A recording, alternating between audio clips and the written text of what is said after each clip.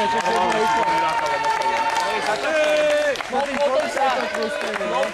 sa do parku. Prejdi mi ponuka.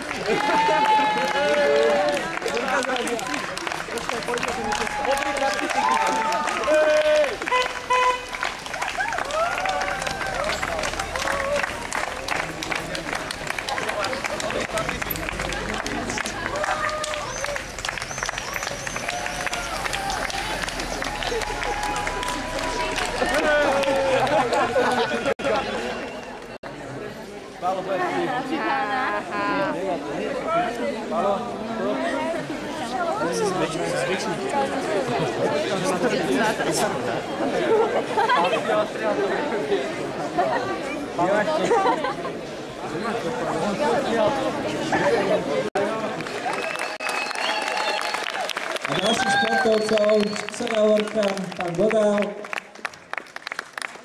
A poprosíme ich o pár slov.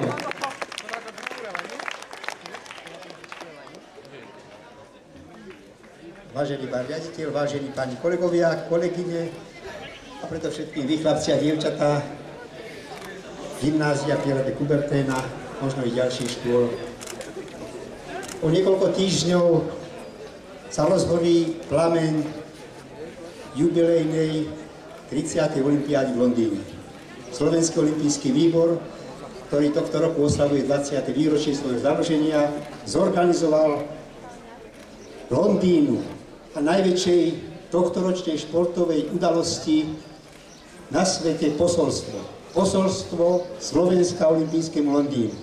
Odštartovalo 1. apríla v Bratislave, prešlo po trase všetkých 18 olympijských klubov po Slovensku cez Banskú Bystricu, Košice, Prešov, hore Žilinu a dnes sme ho v Trnavskom kraji prevzali od Trenčianskeho olympijského klubu. Piešťany sú prvým mestom Trnavského samosprávneho kraja, ktoré sa stretlo s pochodňou. Chceme vyjadriť našu súdržnosť s olympijským hnutím. Chceme pozdraviť organizátorov, aby im všetko vyšlo, aby im prijalo počasie, aby tam nebol, nedaj Bože, nejaký teroristický útok. Aby im to proste všetko dopadlo. Chceme všetkým športovcom zaželať, nech sa im podarí splniť ich najtajnejšie sny. A tým našim želáme samozrejme čo najväčšie úspechy a ďalšie medaily do našej zbierky. Chceme im odkázať samozrejme, že patríme k ním, preto i to heslo naše Sme jeden tým. Ivanko, ukáž? A nie tým. Janko Budár sa otočí, áno, sme jeden tým. A to i preto.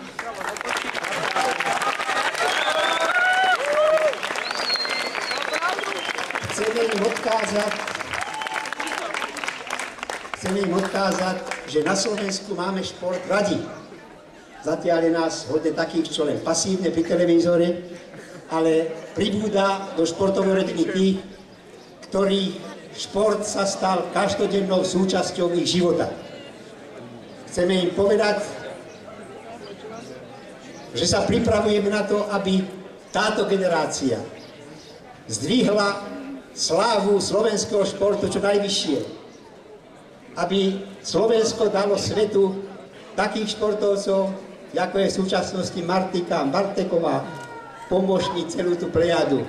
A samozrejme nemôžem nespomenúť piešťanských olympionikov, Komadel, Bačín Klacko a teraz Erbanovci, Martina Moravcová a mnoho ďalších, odpustia mi, ak som niektorých vynechal. Ja pevne verím, že i z vašej školy, ktorá už niekoľko rokov patrí k najúspešnejším na Slovensku, túto plejádu olympionikov doplníte. Želám vám všetko najlepšie a spoločne držme palce našim v Londýne.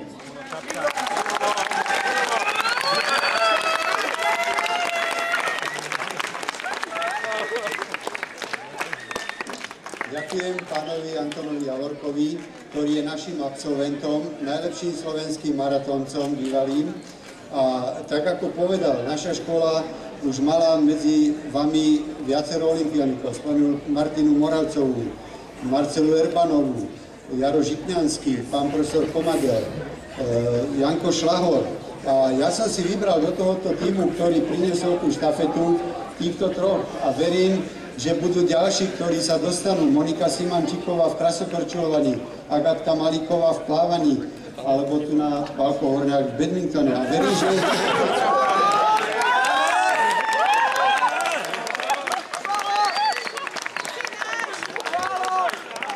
Ty máš nejaký veľký úspech, počúvaj.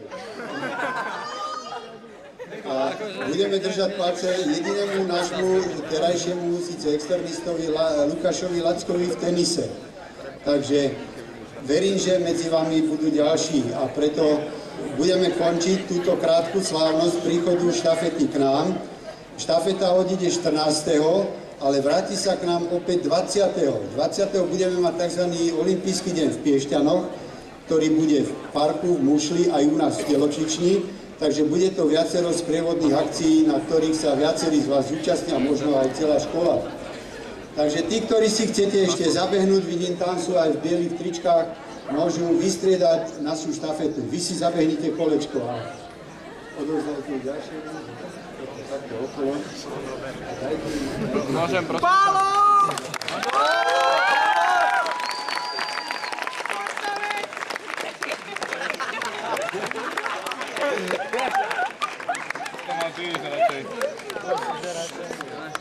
Mali.